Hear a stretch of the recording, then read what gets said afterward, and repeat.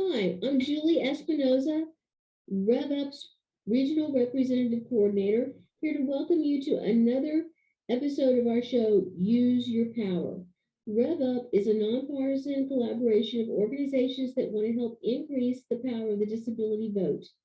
REVUP stands for Register, Educate, Vote, Use Your Power.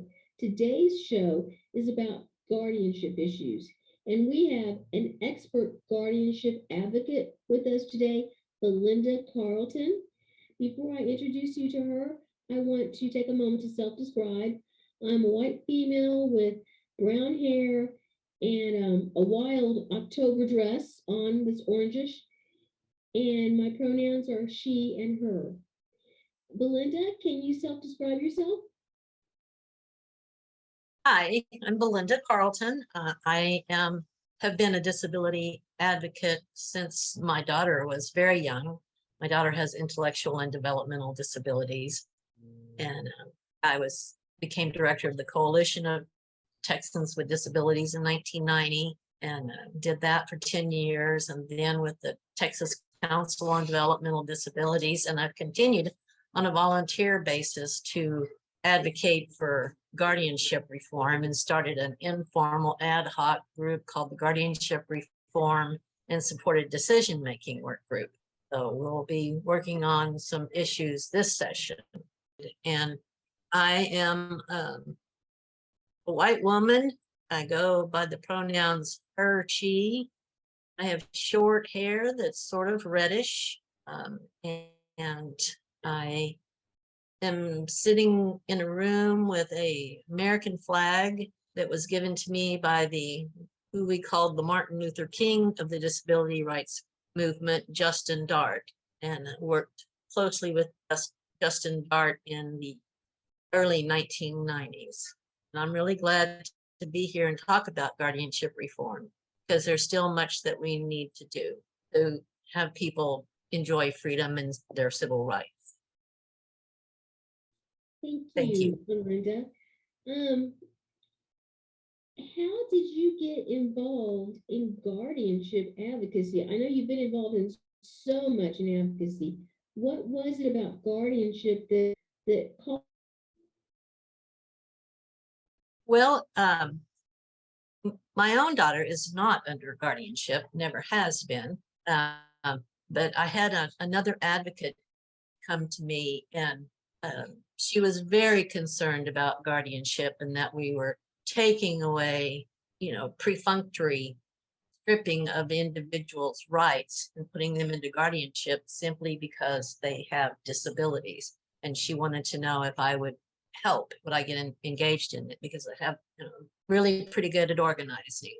So we did, and ADAPT hosted our first meetings, and it grew from there. I did one-on-ones, getting individuals of every type of disability group, elderly, lawyers, senior citizens, getting all around the table. Look at what could we do. And that's how it started in 2013. That's when we got off the ground.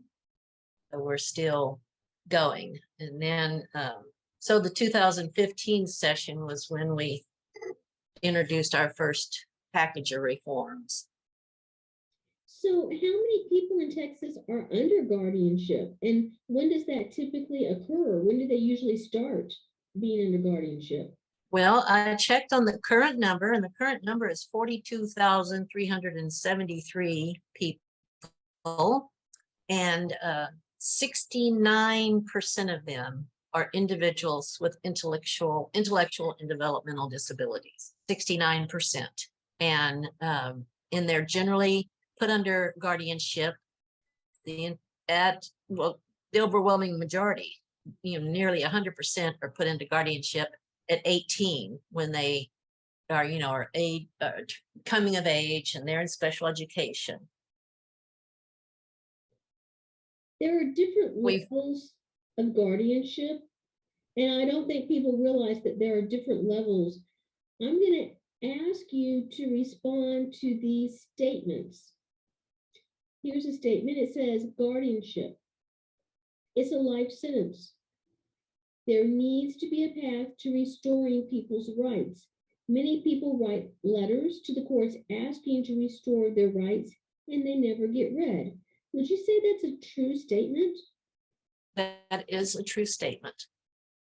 It is just almost impossible to get your rights restored once you're put into guardianship in Texas.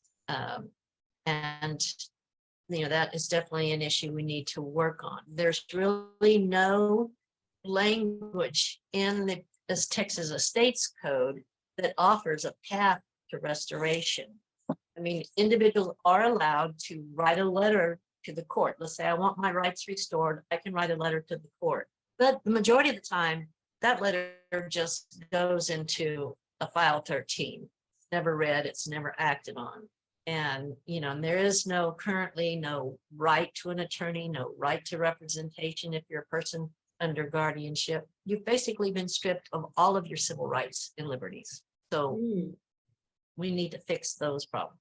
Mm-hmm. People who are under guardianship aren't really considered people. This is another statement that has been said. They are considered an extension or even property of the guardian. Right. You really lose yes.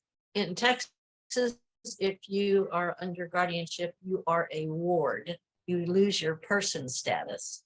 And I said, you lose your rights, your civil rights, constitutional rights. So you really become a non-person. You lose your personal decision-making power. You lose your authority to control your money and your assets, and you become very vulnerable to exploitation. And so if you have no rights, if you have no constitutional or civil rights, then you have no rights. Somebody owns you. It's like slavery. You don't get to make decisions. You don't get to decide where you go, how you dress, what church you attend. I mean, there is a Bill of Rights for people under guardianship, but the requirement is upon the guardian to tell the person about their rights. It's upon the guardian to give them their rights. That's another area of reform that we need to look at. I wonder if that's working very well. I somehow feel very skeptical that most people are not being informed. That leads to the next statement. Belinda has a change that she wants to see happen in the state of Texas. And that's that she wants people with disabilities to be educated on the rights, what the guardian can and cannot control. So you're looking for a pathway that people can follow to take control of what they do have control over. A lack of education on services and resources for people with disabilities and even the attorneys that represent them is an issue because schools are encouraging guardianship when people graduate. They're not encouraging waiting lists for services that allow the person to stay in the community living in their own homes.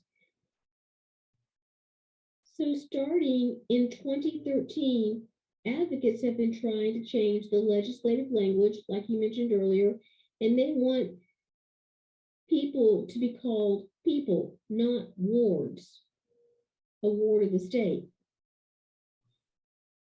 People who are under guardianship of an institution have even stricter limitations than those that are living maybe out in the community with one. When they can and can't leave their home. Tell me what you think would be a good path that people should be able to follow to get what control they do have right to. Well, one you mentioned already is a person under guardianship must be able to hire their own attorney. They must have the right to do that. So they must have the right to call Disability Rights Texas, which is our state protection and advocacy organization for people with disabilities. Every state has an equivalent of Disability Rights Texas, and that's their role. And then the statutes, you need a change in the estates code statute to clearly state that a person has a right to hire their own attorney. And then whatever attorney it is, I mean, courts appoint attorneys. Those attorneys that they hire often think that they are in the best position to make the decision for the person. So they'll advocate for what they think is the best interest. And we need attorneys to be required to advocate the person's expressed wishes. Yes. What do I want, not what you want? Let's see, I'm trying to think, Julie. Statute must clearly state you can hire your own attorney. You must be able to hire your own attorney if you're in guardianship, and the attorney must advocate your express wishes. And that has to start when a petition for guardianship is filed, because right there, you have no chance at all if the attorney is going to advocate what the guardian to be wants or the parent wants, and not clearly advocate what you want, what your express wishes are. And then also there's supposed to be an annual review of a guardianship, and they really don't happen. They really don't happen. A report is submitted by the guardian electronically, the Office of Court Administration. And those are only looked at if they have a website that would have red flags come up. But still, even though they have that system, I looked also for some data on that, and only 26% of the annual reports were there. Of those annual reports that were there, 43% didn't have any annual accounting of the income of the person under guardian. Currently, there is $4.9 billion in assets under the guardian control in Texas. $4.9 billion under guardian control. And we have a whole program in Texas because there's such financial exploitation, abuse, neglect of individuals in guardianship. There is a program under the Office of Court Administration to try to, get around and investigate those. Of course, they need a lot, they can't possibly, we have, how many counties in Texas? There's over 400 courts, and every court in the state can put a person into guardianship. And we have 18 statutory probate courts that have the training and the staff and etc. But my county court in Caldwell County has have an attorney that may not a judge that's not even an attorney. The aunt comes in and knows the judge and says, well, Johnny here needs to be under guardianship, and he's put into guardianship. So we need reforms on that. Another thing I'd like to see, or we would like to see, is that we create a court system for guardianship like we have for child abuse. We have specialized courts for children, but we want specialized courts for individuals that are under guardianship or being considered for guardianship. And, we have a model already in place with the child assault courts. Child courts, so we don't have to create a model, and perhaps they could reside within the same court somehow. But, I think that's kind of an easy fix. It could deal with a lot of the abuse, neglect, and exploitation of individuals in guardianship. And then we have a Bill of Rights that says that you're supposed to maximize the autonomy of the person that you are guarding, but that doesn't happen. So, as I said, we let the guardians report to the court, but we're not looking or encouraging reports from the person under guardianship. We need to we need to hear them. The courts need to take it seriously and hear from the person under guardianship how they are being treated. You know, if they want their rights back or if they feel just fine about it. I mean, you know, some examples was Charlie is a guy in an institution, a large institution in Texas, a state supported living center. And they have reviews, what's called anyway, they do reviews of individuals and institutions to see if they are capable of living in the community and should move to the community. And all these professionals said, yes, Charlie can live successfully in the community. And he wanted to live in the community. But his guardian, his mother, said no. So Charlie is still in an institution. The guardian has that type of power. And another one was Macy was an individual who was injured and was in a coma. And then when a guardian was assigned and her father agreed to it, then she came out of the coma and she was cognitively perfectly able to talk, make decisions, control her life. But the judge refused to let her get her rights restored. And he never spoke to her. So, and then the last one, I'll give you an example. Shannon, person with mental illness and had a mental health crisis, and a guardian was appointed.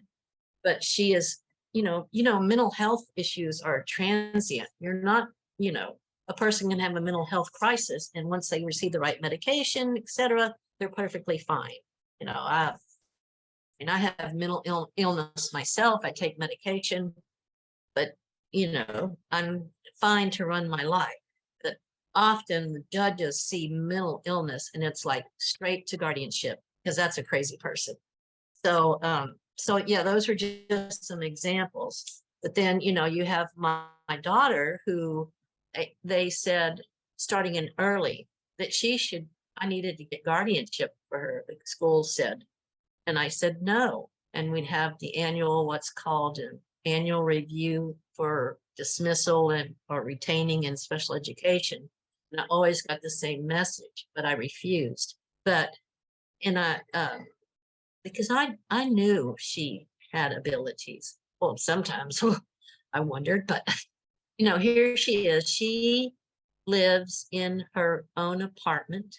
She has a housing choice voucher in a low-income apartment complex. She learned to drive, so she drives. She lives independently, and she's now 45 years old.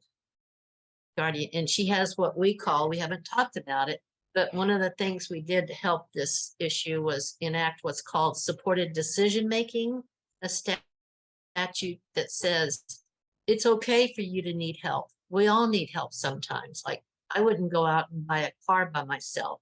I would ask, and say, Julie, can you help me look at this car and is it a good deal? What do we think? It's the same with supported decision-making.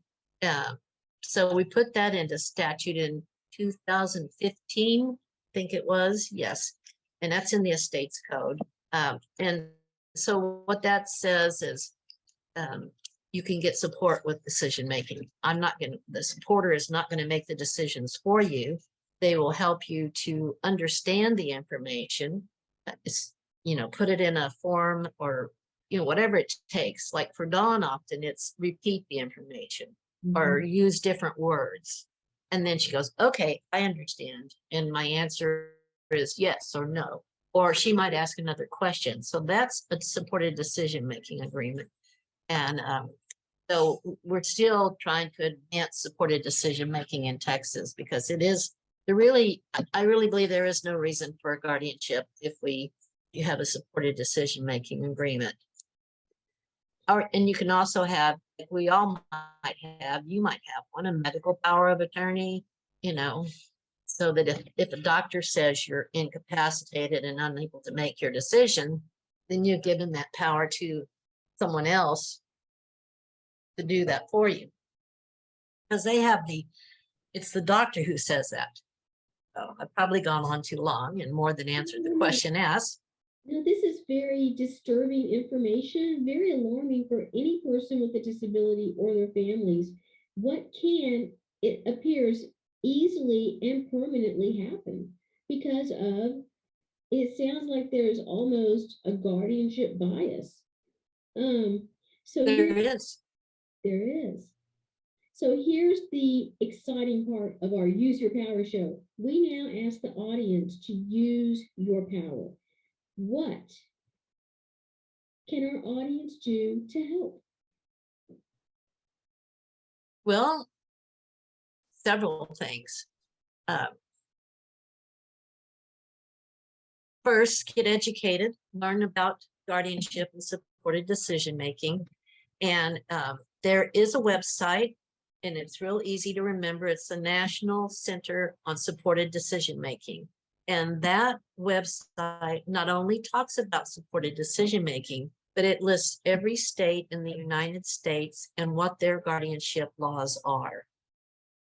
So it's, you know, it's all right there at the National Center for Supported Decision Making. It also lets us know what states have enacted supported decision making. There's a lot of videos. There's just a wealth of information there. So you can get educated and find out what your state is doing that way. And then, you know, of course, you can advocate, you can support people with disabilities. If you have a family member, friend, community member who might need supports with their disability or decision making, anybody can do that. You know, again, you don't make the decision for the person. Help them get the information they need to make their own decision.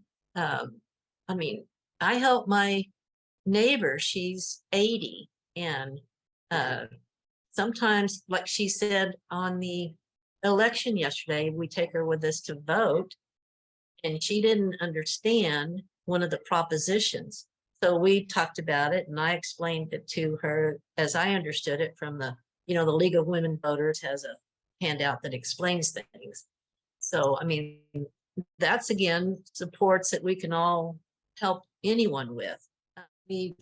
And my daughter Dawn has provided supports to some of her neighbors with disabilities that can't drive. She's taken a neighbor to a doctor's appointment because she can drive. And then, you know, as we talked about, is make sure they know where they can go for help. I mean, there's information at the National Center for Supported Decision Making, but also that tell them they do have rights. You have rights. You have the right to have an attorney, a free attorney, through our state protection and advocacy. You have, you know, there's a helpline that you can call. I don't have the number in front of me, Julie, but with disability rights, you can call and tell them, hey, you know, my family wants to put me under guardianship, and I don't want to be under guardianship. Could you help me? Mm-hmm. And they'll do that. Or if you have a friend who has gone through this, you know, or ask friends, what can I do? So those are my two, you know, primary answers on that. Those are something that anybody can do that wants to help. This has been a very sobering, alarming conversation. And as an advocate, when you see so much work to do and so little progress, and then you see that guardianship bias, how do you keep positive as an advocate and keep going forward with pushing for change? Julie, honestly, this has been the hardest session for me. I even talked about not doing it anymore. Mm-hmm. And why is, despite everything I've done, my son put my grandson Matthew into guardianship without telling me. I found out from my grandson, who is 21. He has autism. But he's highly intelligent. And, you know, he asked another lawyer who said, well, put him under guardianship. And Matthew never had an opportunity to express his wishes, like we talked about earlier. Nobody asked him what he wanted. Nobody explained to him what was going on, that he would be losing his rights for the rest of his life, potentially, that he had lost his decision-making authority. I mean, honestly, I'm still just so upset. I mean, I hate to talk about my children this way, but we were at a skating park, and he asked his mother something, and she said, "Matthew, who makes the decisions now?" He goes, "Oh, you do." Well, at that point, I mailed them the Bill of Rights, because he does have some rights to decision making. And, you know, so that's, we have to make sure we have to have reforms where the attorneys and the guardians are required to go review the Bill of Rights with a person, review with them their rights to oppose a guardianship. And that's not happening. I mean, Matthew's at school one day, he comes home and he's under guardianship. That shouldn't happen. And it happens. And Matthew's just my grandson. So, if it's happening to my grandson, I've been advocating for guardianship reform for so long, that it's happening to countless others. So we have to fix that. And it is depressing, but we can't stop now. I think I speak for all of us listening when I say thank you for your continued ongoing work. And I know thousands of families are going through this in Texas. What is your legislative focus for this coming year? And what can we do to help? Are the things we can do to help different than the list that you just gave us? But what's the focus for this year coming up? Well, the focus, and I'm sure you probably guessed it by now, is going to be getting your rights restored. Let's put some language in the statute that sets a clear path for restoration of your rights. And that is going to be the priority focus. If nothing else happens, that's the one thing that we want to happen, is that people are given a right to get their way, a way that's easy, does not cost them, because they're not going to have money. They don't have control over money. So it's got to be free to them. The court has to listen to them. The court has to review their request for restoration and give them the opportunity to be heard. So that's the priority. As we have in the past, we work closely with Senator Judith Zaffarini, and we've already met with her, and she, we were kind of waiting on this meeting here to see if if there was something else that came up, but she will file a bill, and we will, start the process when the legislature convenes in January. We'll have a bill, and as you know, our listeners don't know, maybe, is you have a bill, then you have to get the calendars committees to assign it to a committee. That's your first step, to get it heard by a committee. And you have to go through both houses. You have to get it heard by a committee in the House. It has to be passed out of that committee, has to go to the floor, where it could be changed. It might be sent back to committee. So there's a lot of steps, and then it gets through one. So it would start in the Senate, but we would also like to get the same bill filed by a representative in the House, so that we have two identical bills going through to improve the odds of getting a bill passed. So you have to be monitoring both houses at the same time. And as I said, there's committee hearings, has to be passed for the full House and Senate. If both are passed, and there has to be concurrence by the other house, they have to agree with the bill going through. And and it just seems like an enormous amount that we do. And what is it? Only 140 days. And it doesn't really ever get started. full tilt until March. So it's really March, April, May. In 3 months, we're going to try to accomplish all this. So once we have a bill, well, one right now, I mean, individuals out there could be talking to their legislators. And, you know, you go on TLO, Texas Legislature Online, and down on the bottom right-hand side, there's a square where it says, what's your address? So you can put in your address and your zip code, and it'll tell you who represents you, who your state senator is, who your state representative is. So those are the people that I want you to contact. Talk to them, go to their offices or call them on the phone. You know, they have local offices and they have offices at the Capitol.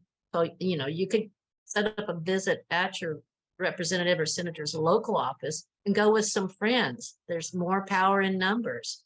You know, we used to say, the old saying in community organizing is, there's two kinds of power, gold and people, you know, so we don't have the money, but we get the people together. And so get together your people and go visit your senators and legislators and say, too many people with disabilities like us are being put into guardianship where we lose our civil rights, when we're perfectly capable of taking care of ourselves.